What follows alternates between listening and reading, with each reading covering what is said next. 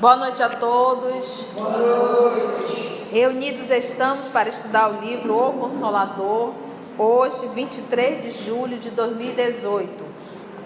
Nós estamos na pergunta de número 63. Correto? Correto. 63. O Consolador. Nós estamos finalizando o texto Sociologia. Vamos então fazer a nossa prece de abertura? Divino amigo Jesus, amigos espirituais que aqui estão, todo esse grupo aqui reunidos, estamos para estudarmos a obra O Consolador. Como se trata de um espírito superior que é Emmanuel, temos uma certa dificuldade para acompanhar o entendimento. Mas com a ajuda dos amigos espirituais e com a tua ajuda, Senhor da vida, recebendo a inspiração, o amparo, nós teremos a oportunidade de compreender um tanto mais. Muito obrigada, amor querido, e é em teu nome que todos nós aqui nos encontramos. Considerando a determinação positiva do não julgueis, como poderemos discernir o bem do mal sem julgar? Considerando a determinação positiva do não julgues, como poderemos discernir o bem do mal sem julgarmos? Porque para você avaliar é necessário um julgamento. Vamos ver qual é a resposta do Emmanuel. Olha aqui. Entre julgar e discernir há sempre grande distância. Então, avaliar o bem e o mal é discernir. Julgar é dar o veredito. Você se acha no direito de avaliar e de dar o veredito, inclusive. Entre julgar e discernir há sempre grande distância. O ato de julgar para a especificação de consequências definitivas pertence à autoridade divina. Você julga e dá o veredito. Quem que tem essa capacidade? Vamos dar um exemplo da Maria Madalena. Olha, ela é prostituta. E sempre será. Jesus apareceu para mim, mas para ti. Por que não para a mãe dele? Ou um de nós, seus discípulos? Isso é o quê? Isso é um julgamento. Então é bem diferente, discernir de julgar. O ato de julgar para a especificação de consequências definitiva pertence à autoridade divina. Porém, o direito da análise está instituído para todos os espíritos. Analisa, verifica, pondera. De modo que, discernindo o bem e o mal, o erro e a verdade, possam as criaturas traçar as diretrizes do seu melhor caminho para Deus. Eu tenho que discernir o bem, o que é do bem, o que é bom, e eu tenho que discernir o que é o mal. O que é o mal e o que é o mal, o com U e o com L. Uma vez identificando isso, possam as criaturas traçar diretrizes do seu melhor caminho para Deus. Pergunta 64 para Emmanuel. Em face da lei dos homens, quando em presença do processo criminal, deve dar-se o voto condenativo em concordância com o processo crime ou absolver o réu em obediência ao não julgueis? É para acabar. Tá vendo só como você não pode pegar a letra mata e o espírito vivifica? Na esfera de nossas experiências, Consideramos que, à frente dos processos humanos, ainda quando as suas peças sejam condenatórias, deve-se recordar a figura do Cristo junto da pecadora apedrejada, pois que Jesus estava também perante um júri.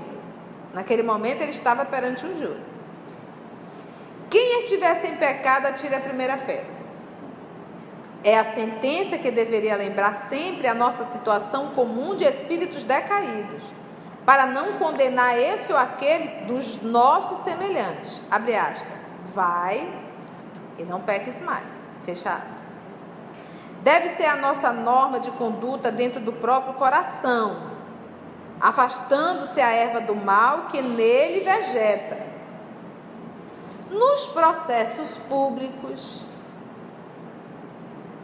primeira a experiência, nos processos públicos, a autoridade judiciária, como peça integrante da máquina do Estado no desempenho de suas funções especializadas, deve saber onde se encontra o recurso conveniente para o corretivo, essa é a palavra, ou para a reeducação do organismo social.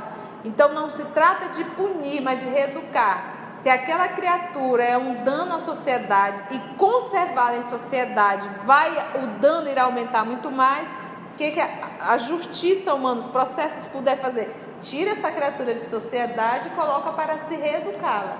Mas isso não é feito.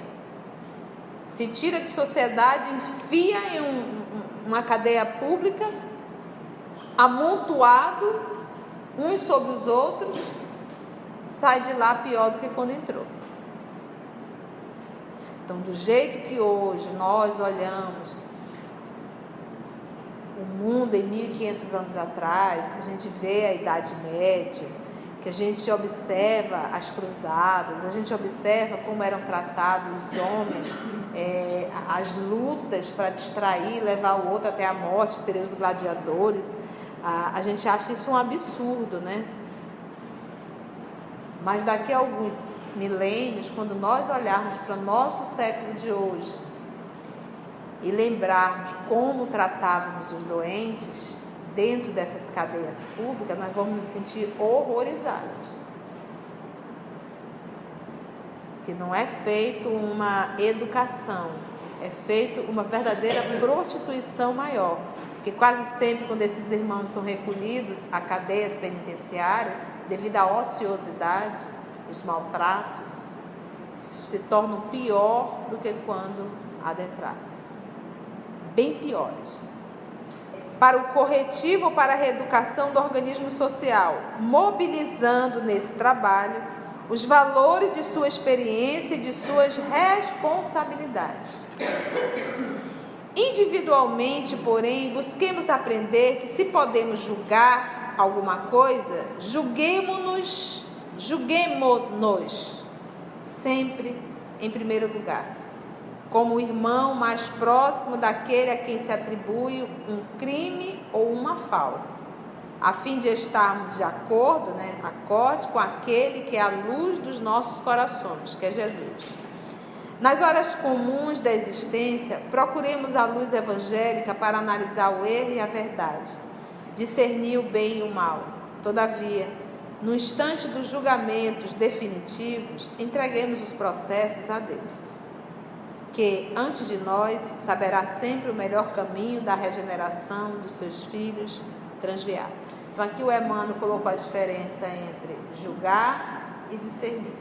Ele disse, quando se referir a julgamento, deixe isso a quem tem competência de fazer, que não somos nós, e sim o Pai. Julgamentos definitivos. Vamos para o 65?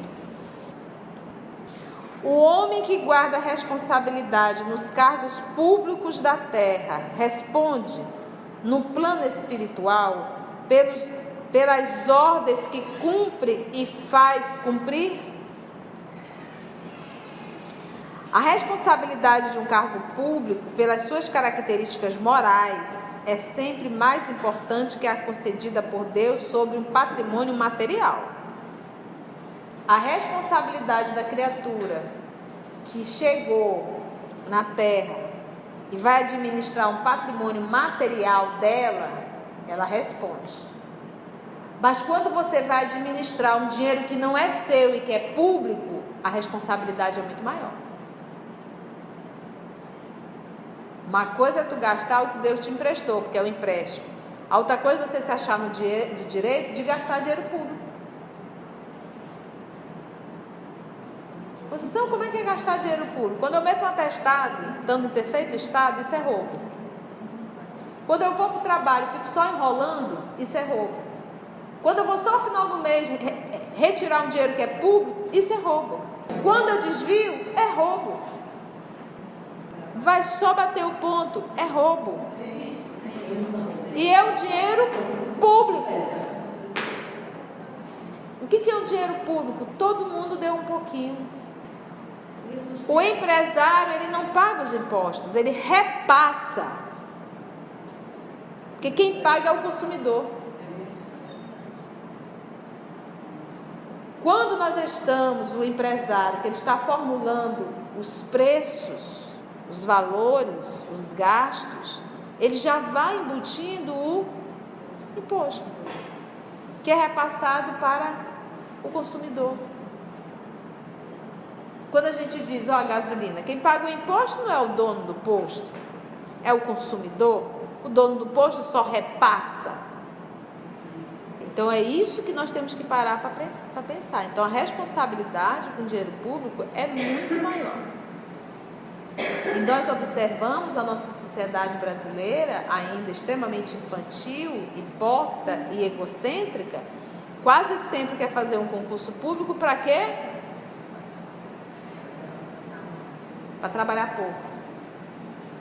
Mas a massificação é enroleixo. Ele diz: daí a verdade que na vida espiritual o depositário do bem público responderá sempre pelas ordens pedidas pela sua autoridade nas tarefas da terra. Vai responder. 66.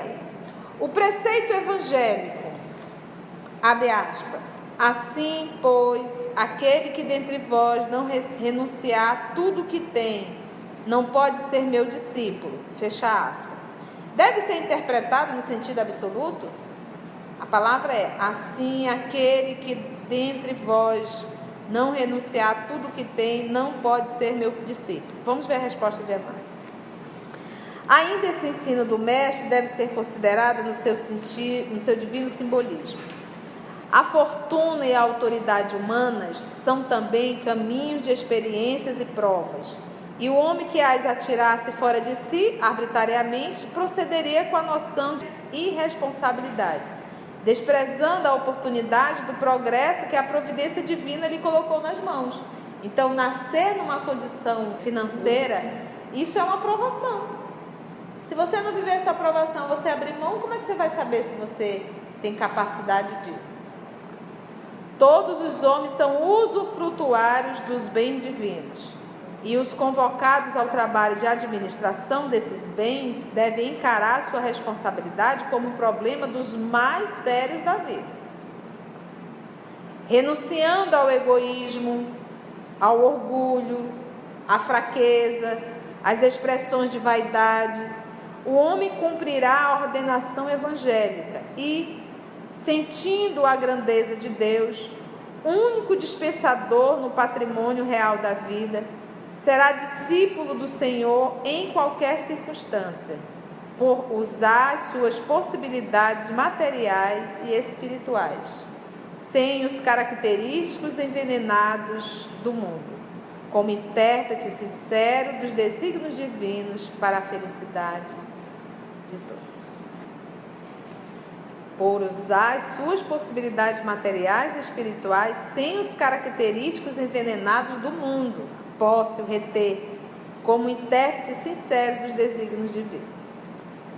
Como interpretar o movimento feminista na atualidade da civilização? Olha lá. O homem e a mulher no instituto conjugal são como o cérebro e o coração do organismo doméstico. Lembrando aqui Saulo de Tarso, quando falou a Abigail, tu és o coração do meu cérebro. Então ali nós teríamos um casal perfeito para um lar. Uma mulher fazendo a função de mulher, o coração, e um homem fazendo a função do homem, a máquina cerebral. Qual é o movimento nesse vértice? A mulher faz a linha vertical, ligando a sua família a Deus, e o homem faz a horizontal, sustentando lá. Quem é que está fazendo hoje isso? Os dois estão fazendo a horizontal. Quem está fazendo a vertical? Por isso que está do jeito que está. Essa história de rasgar sutiã, jogar fora e concorrer, deu no que deu. E eu até digo de forma incisiva: não quer ser mãe, não vai parir. É simples. Mas parir para os outros dar conta? Parir para estar terceirizando a educação? Depois na velhice reclama. Vai ter que responder? Vai. Se a criatura que está administrando dinheiro público vai ter que responder, imagina aquela que está para administrar filhos de Deus. Mas Conceição é o sacrifício. Então não vai parir. Aqui uma mulher feminista diz: o que é isso? Quer dizer então que a gente não tem cérebro?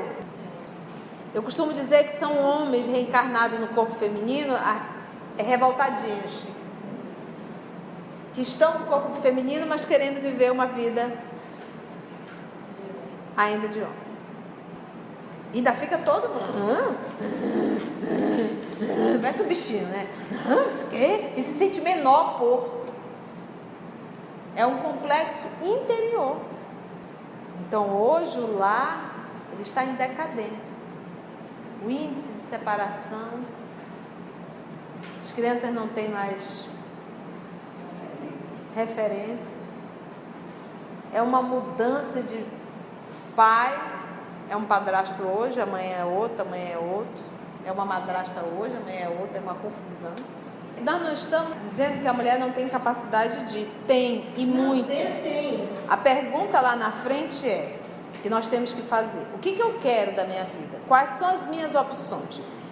Contam lá pelo lado do Chico que uma senhora procurou, uma jovem senhora, e disse assim, que ela gostaria muito de trabalhar, mas que o esposo não deixava por causa dos filhos. Ele olhou para ela e disse: minha filha, você fez escolha.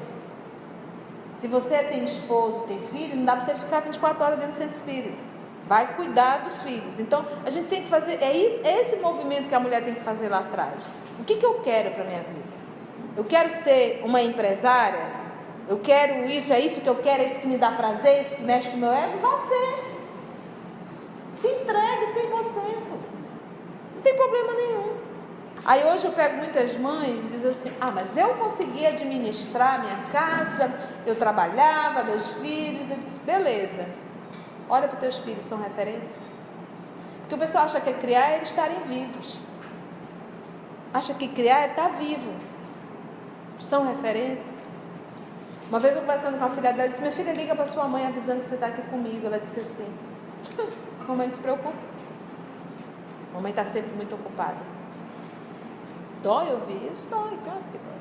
Mas que isso vai pesar, e é aquilo que eu costumo dizer: gente, não existe espírito mulher, espírito homem. Existem espíritos vivendo experiências femininas, experiências no corpo masculino. Então, se o papai me colocou, o papai não erra. E o que eu aprendo no corpo de mulher, eu não aprendo no corpo de homem. E quando eu estou no corpo de homem, eu não tenho como aprender o que está no corpo da mulher. O próprio corpo físico da mulher tem limitações.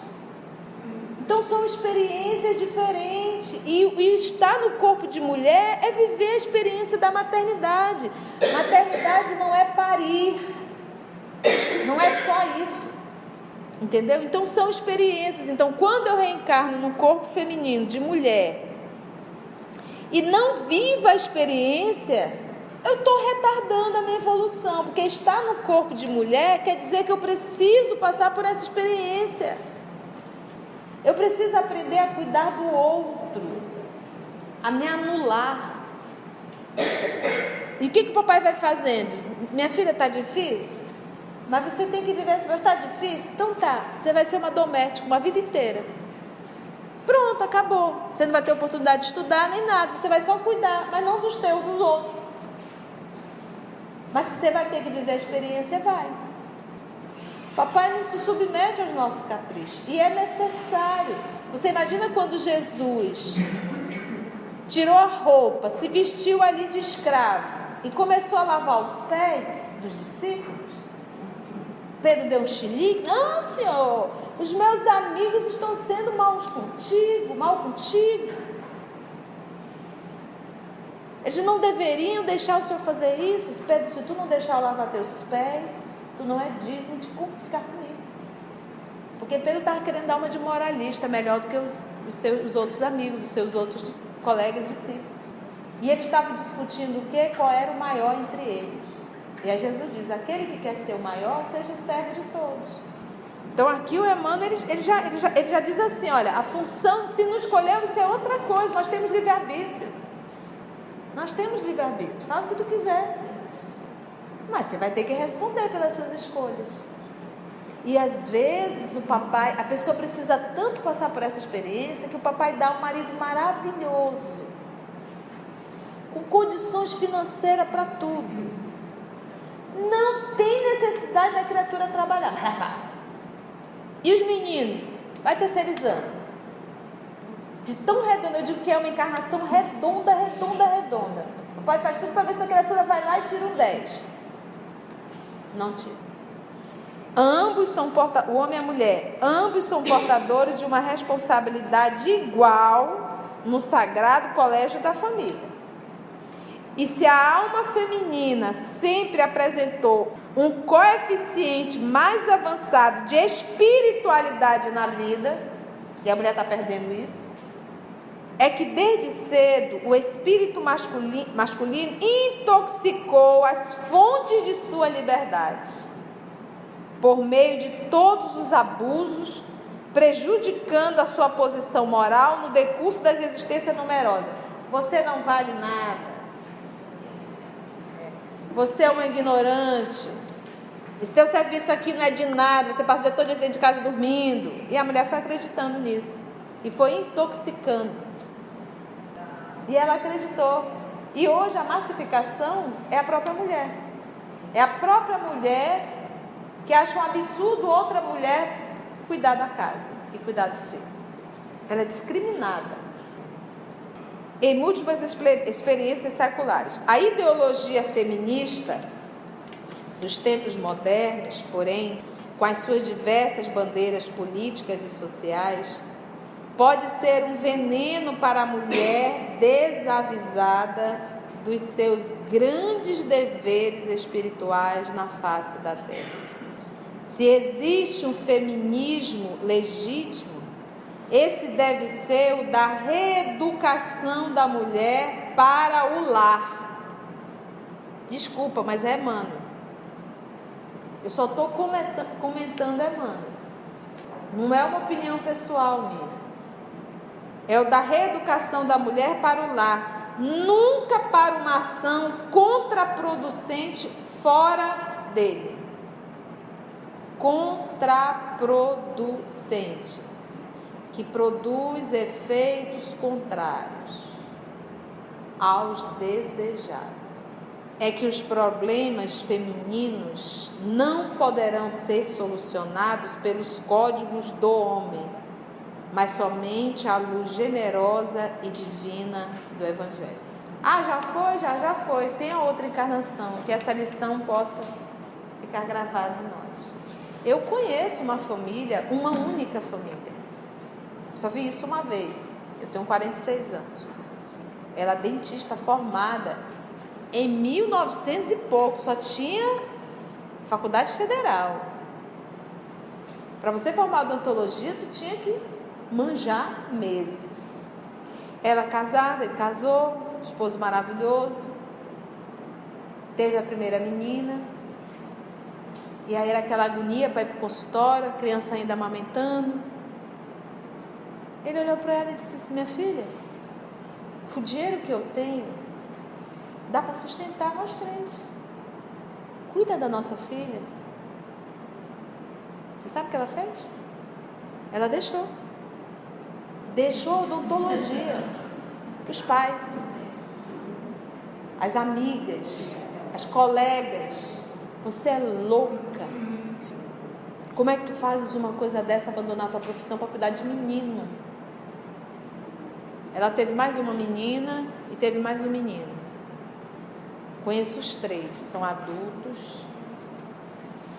Ela realizada, os filhos são maravilhosos, porque ela é uma mãe presente. Para fazer uma renúncia dessa, já mostra o caráter da pessoa, que é uma Alcione da vida, uma pessoa íntegra.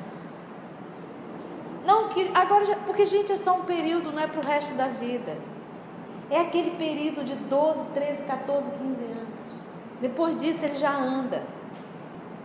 Aí eu disse, e aí, Patrícia, tu vai voltar? Ela disse, não, agora eu quero fazer psicologia. Vai fazer psicologia, está trabalhando. Ela cumpriu a missão dela.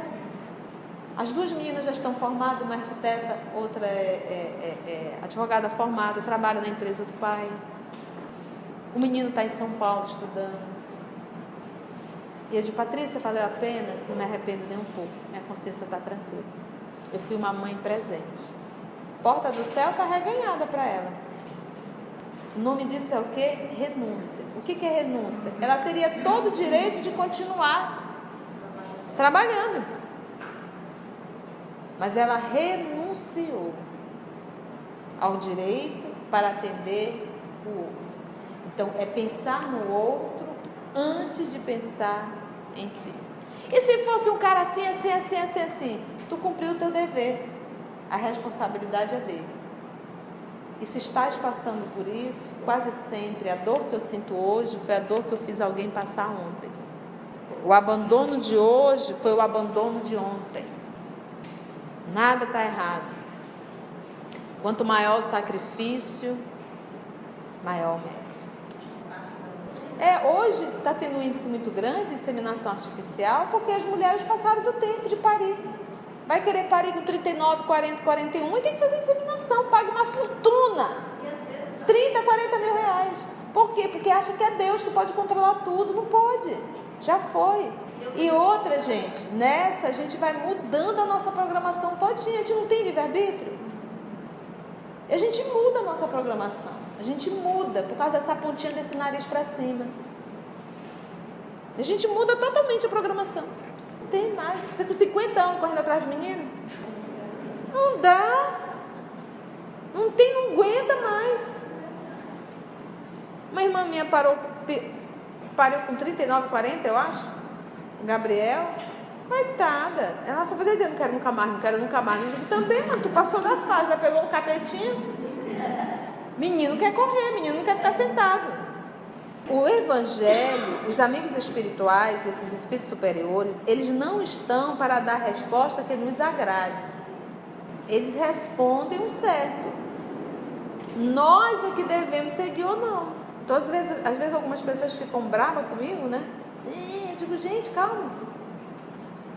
Eu estou comentando o que eu estou lendo. Você imagina, amanhã lá na fundação, lá no estudo, vai começar um capítulo, o título do capítulo é sexo. Tu imagina a confusão que vai dar.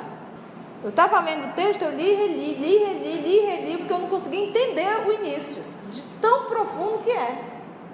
E sabe o que ele chama? De loucos, doentes. Pior do que a peste bubônica, de tanto que dizima a vida de tanta gente, o sexo. Então vai doer ao longo, vai, mas infelizmente é o que está no texto. É o que está no texto, não tem como fugir. E aqui ele deixa bem claro. A ideologia feminista dos tempos modernos, porém, com as suas diversas bandeiras políticas e sociais, pode ser um veneno para a mulher desavisada de seus grandes deveres espirituais na face da terra. Se existe um feminismo legítimo, esse deve ser o da reeducação da mulher para o lar. Reeducação, por quê? Porque nós perdemos essa educação. A mulher hoje ela é educada para ter dinheiro, para ter isso, para ter aquilo, para ter carro, para ter isso. E os meninos? Os meninos para gozar, para isso, para aquilo outro. É que os problemas então. Vamos lá para 68.